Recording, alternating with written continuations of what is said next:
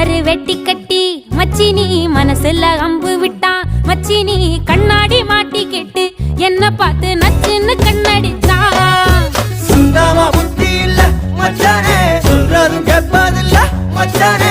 பக்கத்து வீட்டில் எல்லாம் பக்கா வச்சு மொத்தமா செஞ்சு புட்டா.